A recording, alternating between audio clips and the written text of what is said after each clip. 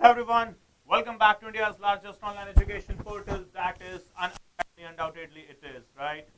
So we are going to proceed ahead in our today's hot topic for the day, and one is in front of your screens. That is obviously not me, but the person behind me, that is Chirag Paswan.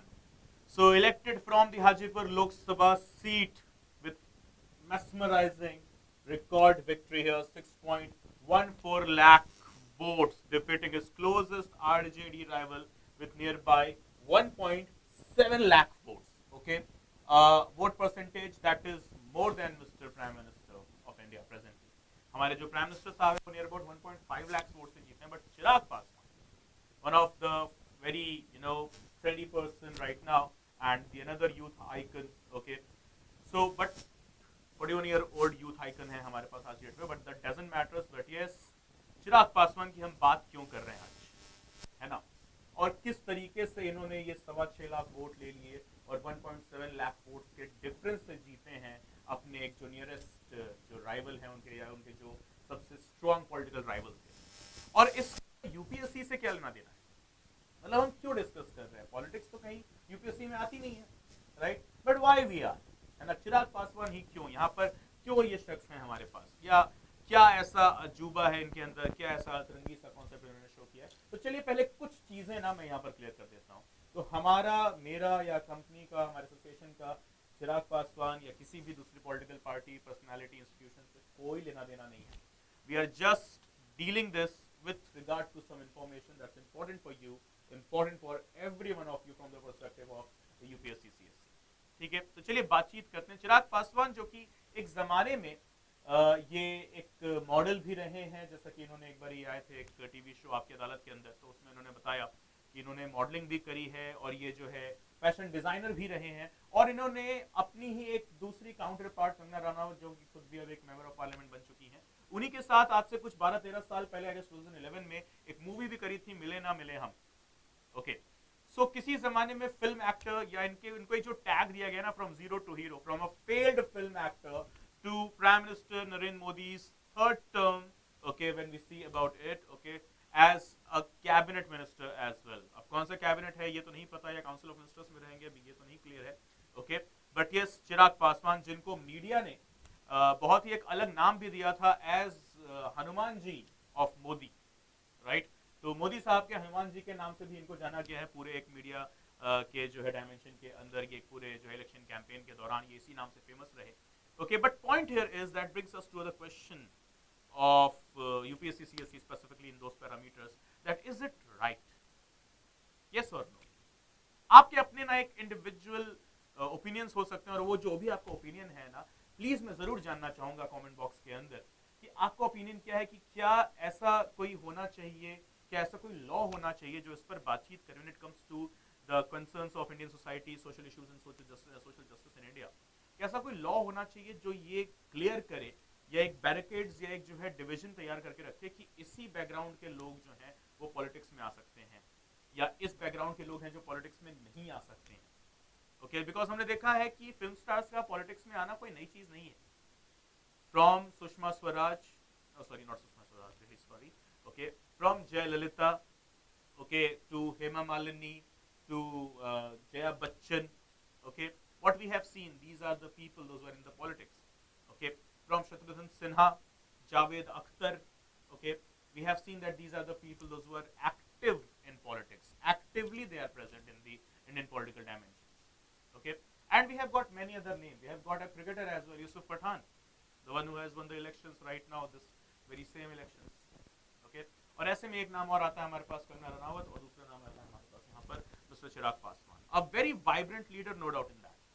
He's very like fierce and ferocious, we can call, with regard to the negative issues of the society. He's very fierce and ferocious in tackling them and attempting to clear out them. Okay, apart from that, he has came forward with the slogan Bihar first, Bihari first, that we need to develop the state of Bihar, why it is one of those Bimaru states, apart from having multiple resources that can create Bihar into that state, which is, yes, one of the most flourished state of the country, and once upon a time Bihar used to be that country, that state, है ना. अगर हम बात करें the state of Bihar, the city of Patliputra, in once upon a time, the ancient ages, this city used to be the hub of global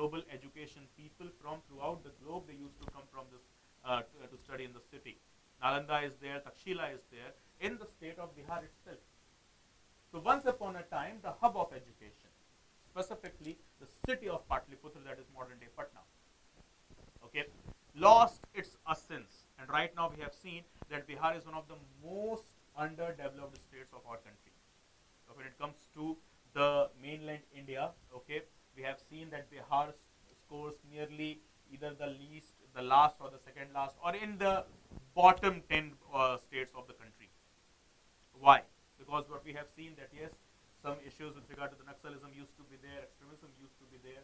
Bihar was someone which was extremely hit by absolute corrupt politics and politicians, and apart from that, we have seen the transportation of people from the state of Bihar to other states and to the foreign nations as well. That has obviously given Bihar a huge setback.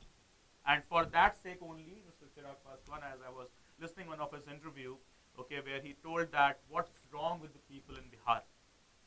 Okay, why the Bihari student, they have to go to some other places to study. In fact, when we can get well, a good defined infrastructure, okay, the educational infrastructure in Bihar, but why are we not able to? Okay, so he has raised some good public issues, some good public concerns, and it will be a matter of time to see, to observe Mr. Paswan as member of parliament once again. He is not the first time there, okay, first of all, and apart from that, as a minister, he will be seen for the very first time. So watching out the further issues, that whether it is right, तो देखो ये कि किस background के लोगों का politics में आना सही होगा, किस बैकग्राउंड के लोगों का पॉलिटिक्स में आना सही नहीं होगा, ऐसा कोई भी डिबेट सही नहीं होता। ये एक बहुत नॉनसेंस की बात है। According to the peoples representation act of 1951 और 1955 we talk about, okay, there is no such barrier. ध्यान रखना, भारतीय संविधान में, इंडियन कॉन्स्टिट्यूशन में ऐसा कोई भी बैरियर नहीं है कि इस एक कैटेगरी के लोग या इस एक पर्टिकुलर बैकग्राउंड के लोग पॉलिटिक्स में नहीं आ सकते। आपके पास एलिजिबिलिटी क्राइटेरियाज हैं, आपको बस वो फॉलो अप करनी है और उसके बाद से you are free according to article 14 of the Indian constitution, 15, 16, 19, 21 and so on. All of these articles provide people like Chirag Paswan, like Kangar Ranaut, like जो है any other film star or a celebrity or a cricketer to enter into the dimensions of politics or any other field they want from their own choice, right? So अब चिराग पासवान साहब का politics में आना, देखिए वो एक जो है इनके फादर का इनके लिए एक जो है गिफ्ट था कि ठीक है तुमको म्यूजिक इंडस्ट्री सॉरी ये जो फिल्म इंडस्ट्री है वो उतनी रास नहीं आई, चलो कोई बात नहीं पॉलिटिक्स में आ जाओ। 2014 में ऑफिशियली इन्होंने जो है पहला इलेक्शन लड़ा, 2019 में जो है दूसरा इलेक्शन लड़ा, दोनों ही इलेक्शन ये जीते और अच्छे खासे मार्जिन से जीते हैं। और अब की बार 2024 में हम देख रहे हैं कि ये थर्ड टर्म इनका है और इन्होंने वापस से जीता है। Okay, so point here is there is nothing wrong okay in accepting people from the Bollywood or from the cricket industry or any kind of a glam industry into the politics, until and unless we understand that yes, the person here I'm going to vote is good enough for me, good enough for the development of my country, specifically my area. Because any member of parliament or legislative assembly or even the people from panchayats and municipalities, they do represent me only. So I have to take care of this while voting.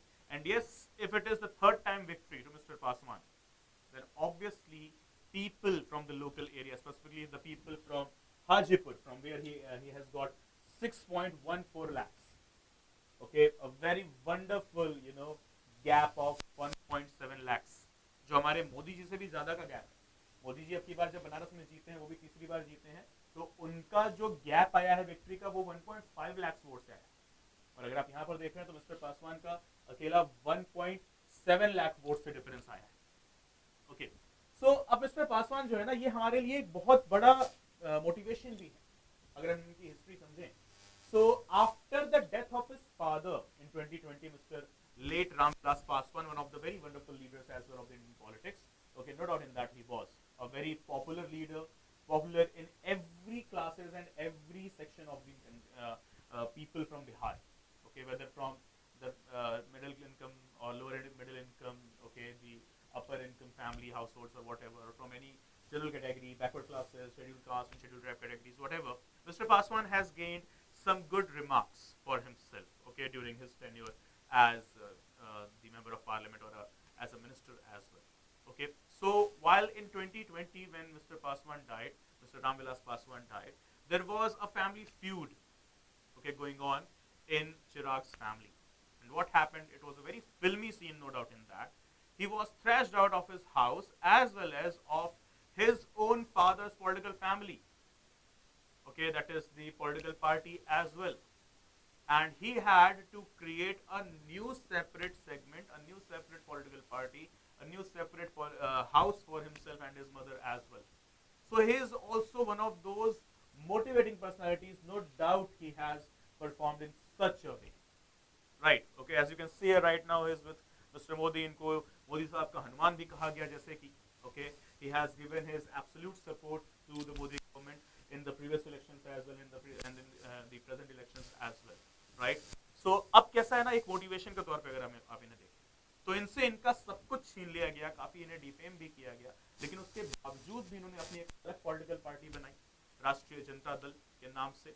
Okay, और उसके बाद से जो है इस political party ने 5 सीटों पर जो है इलेक्शंस लड़े और 5 की 5 सीटों पर ये इलेक्शंस जीते. ओके, सो कहने का मतलब है कि इसमें कोई बुराई नहीं है किसी इंसान का किसी एक जो है ग्लैम फैम इंडस्ट्री से आना. बस अब देखने वाली बात ये होगी कि as a minister Chirag Paswan साहब कैसा काम करते हैं.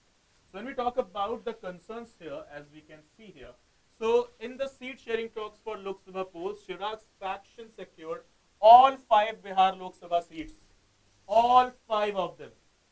Right, that means he is a popular figure, including Hajipur, sidelining Paras. Okay, that is his uncle. Chirag gave up his Jamui seat and contested from Hajipur, a prestige battle that he won with flying colors, obviously, and the victory solidified Chirag's claim as the true heir to his father's political legacy and not to his uncle.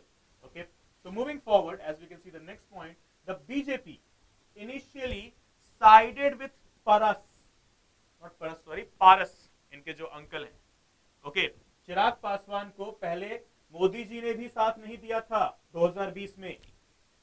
Okay, लेकिन उसके बाद मोदी जी ने भी अपनी गलती शायद समझे और उसे रेक्टिफाई किया और बोला कि अरे चिराग बेटा कोई दिक्कत नहीं है, अब हम आपका साथ देने के लिए तैयार हैं. और चिराग पासवान ने भी इस मौके का भरपूर फायदा उठाया. तो initially as you can see, okay, Chirag was left in the lurch as he was not only out of the NDA but also the party symbol also went to his estranged uncle's faction.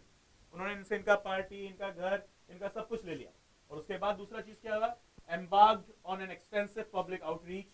जब एक तरफ राहुल गांधी भारत जोड़ो यात्रा कर रहे थे तो ये पूरे बिहार में आशीर्वाद यात्रा कर रहे थे. फिर उसके बाद आप देख पा रहे हैं, recognizing Chirag's growing influence, the BJP welcomed him back in the NDA in the year 2023. तो 3 साल का एब्सोल्यूट स्ट्रगल दिखाया है मिस्टर चिराग पासवान ने और इसकी वजह से रिजल्ट क्या आया, अब वो रिजल्ट आपके सामने है. Now he is the minister in the Modi's cabinet. So इसे बोलते हैं ना कि you do your best, God will do the rest. The fortune, the destiny favours the brave.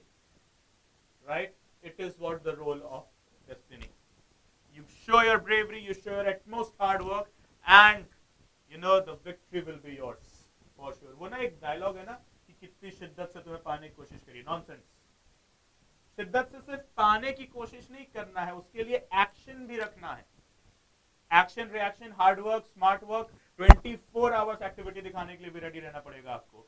तब जाकर ये रिजल्ट आएगा जो आप चिराग पासवान का रिजल्ट देख पा रहे हैं. उसको एज ए पॉलिटिशियन मत देखिए, आप एज ए फिल्म स्टार मत देखिए या वॉट एवर. आप देखिए कि क्या हुआ 2020 में. घर से बाहर, पार्टी से बाहर, सब कुछ खत्म. इनफैक्ट वो बीजेपी जो आज इनको मिनिस्टर बना रही है, उसी बीजेपी ने भी इनका साथ नहीं दिया. यार क्या 4 साल पहले क्या ही एज थी उनकी, 37-38 ईयर्स ओल्ड, 37 ईयर्स ओल्ड. तो बीजेपी को भी लगा यार अभी तो एक लड़का टाइप का ये क्या ही कर लेंगे. बट 3 साल के अंदर इन्होंने अपनी आशीर्वाद यात्रा से और जो नई पार्टी बनाई उससे लोगों का जो प्यार मिला चिराग पासवान को और जो वाइब्रेंसी इन्होंने, वाइटैलिटी इन्होंने जो रिप्रेजेंट कराई, उससे बीजेपी ने खुद देखा कि यार ये तो मतलब सही है. राइट, इधर अपने को जो है दाव खेलना चाहिए और वो दाव सही बैठा. ओके, सो 5 की 5 सीटें जो है वो इनके जो है झोली में आई. और अब एज अ मोटिवेशन आप देख रहे हैं कि yes, once again Chirag Paswan from zero to hero. Right, okay. So now moving on to the fact that we need to understand what is the composition of Lok Sabha. है ना, लोक सभा की composition क्या है. चलो बहुत इजीली बोल दो, कह रहे सर पता तो है 552 सीटें होती हैं मैक्सिमम, ठीक है, लेकिन 552 सीटें कैसे आती हैं, कहाँ से आती हैं, इसका पॉलिटिकल या जो कॉन्स्टिट्यूशनल जो प्रोविजन है वो क्या है। उसके अलावा दूसरा सवाल है what are the qualifications to become the MP and how are the members elected and what is the role of Lok Sabha in the bicameral parliamentary system of India. तो ये सभी सवाल आइए इन सभी सवालों के जवाब ढूंढते हैं। सबसे पहला सवाल है कि how what is the composition. So here we go. Lok Sabha's composition is covered under Article 81 of the Indian Constitution. Okay, which article? Article 81. और वो Article 81 क्या कहता है? There can be not more than 530 members as a state representative. तो India में maximum 530 members हो सकते हैं। कहां से?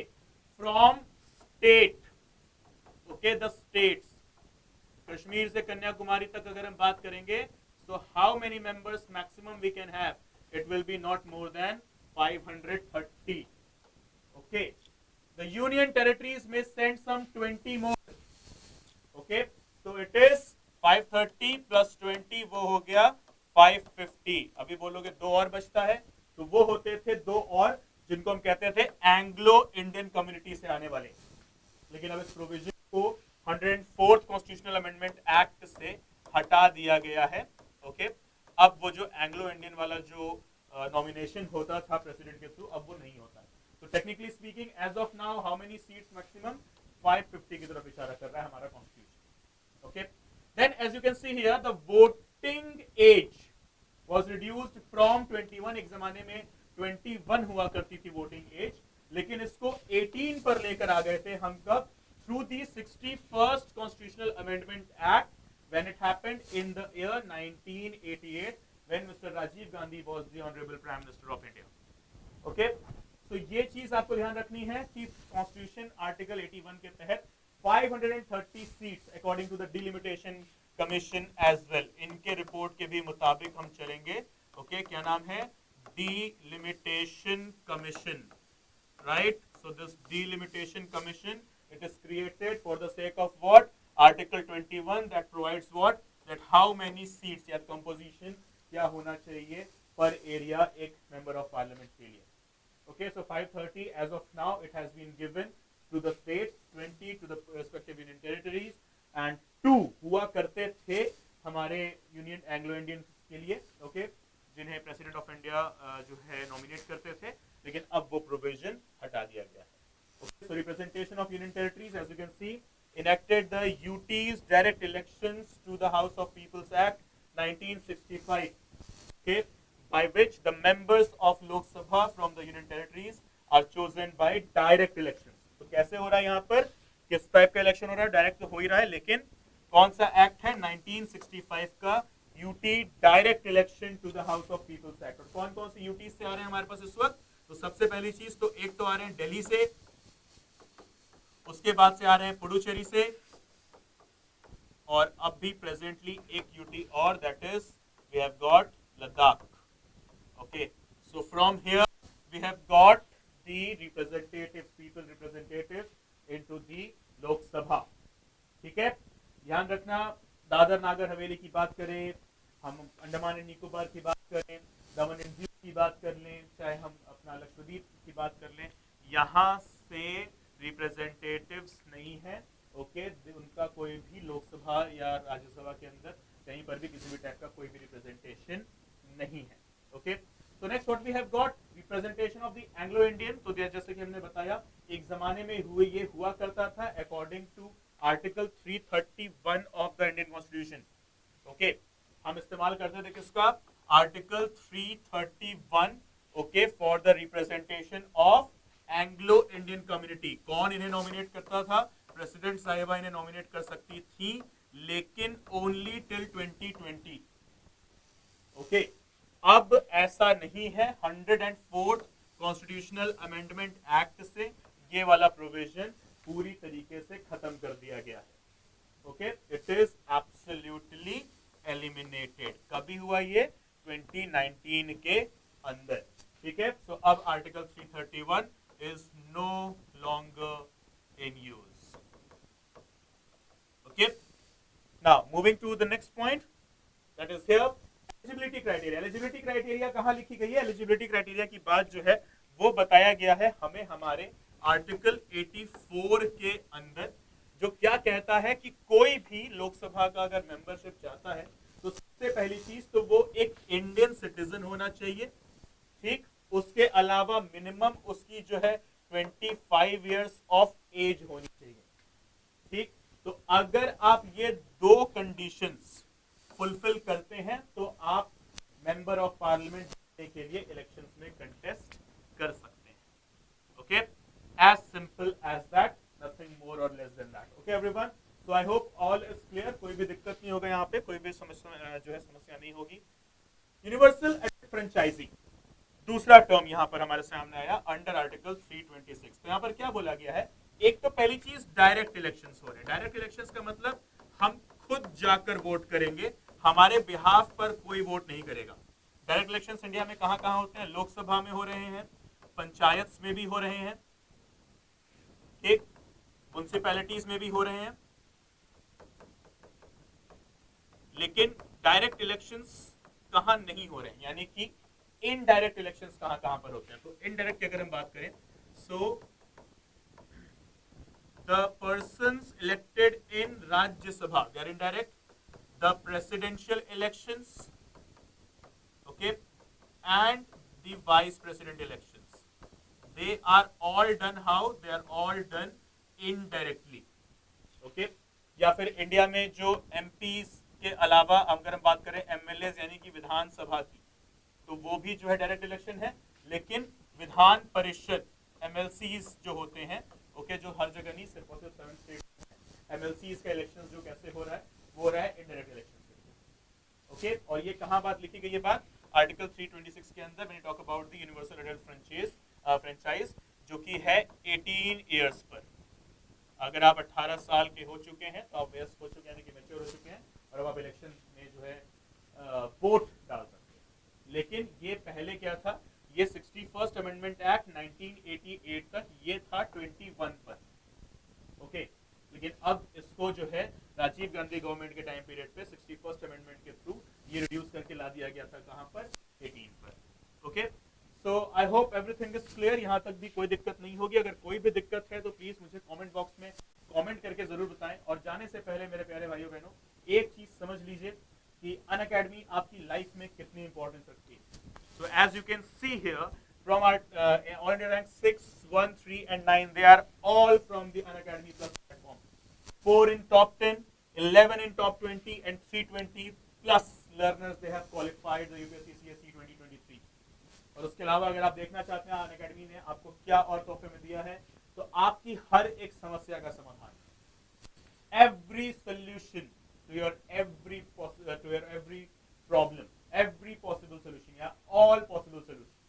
कैसे? आप देख पा रहे हैं, full syllabus coverage on Unacademy Plus, daily MCQs and answer writing practice, revision, a dedicated batch for revision, updated current affairs, live classes by top educators, latest trend that is up for the CSAT, prelims and mains test series you will get, the major optionals you will get, and apart from that, dedicated doubt solving sessions also you are going to get. Okay, so this is what you need when you are there in the toughest battle of your life, and UPSC CSE Civil Services Examination is, yes, the toughest battle of your life. And when you need, and if you need to succeed, you need what? The greatest weapon. And where are these greatest weapon available? They are on the Unacademy Plus only. So we can see Sudarshan Gurjar sir is there. We have Madhukar Kotwe sir, we have got Siddharth Arora sir, we have got Munal Patel sir, we have got Prateek sir, we have got majority of them. Okay, those who are considered, those who are with the tag as the most wonderful teacher or the faculties or educators with regard to the UPSC CSE. Okay, so guys, please see Arambh batch जो की है 12th June से, that will be in English. Okay, and Triumph batch that is already commenced from 8th of June, that is in English. Okay, so किसी भी batch में अगर आपको enrol करना है तो आप ऐसे एनरोल कर सकते हैं। जो प्राइसिंग है आपका वो स्टार्ट हो रहा है 24,999 rupees. Okay, for how much time? For 15 months. The subscription will continue, will last for 15 months. So guys, please do not wait even a single second of your life. And yes, for any subscription you need a promo code. Okay, and just apply this promo code, and here is it. It is, that is in the name of PMIAS. guys, this is the promo code that you guys are going to use while taking up any kind of the Unacademy Plus subscription that will provide you the access of 10% discount on whatever the price it is. Okay, everyone. So please remember it. Do not forget. Okay, to implement this code while taking on the subscription. Okay. So thank you so much, everyone. This is all from my side, and please, please, please, it's a request to provide your valuable feedback into the comment box. Okay, and do not forget to like and share the video as well. See you all soon in the very next session. Bye bye. Take care.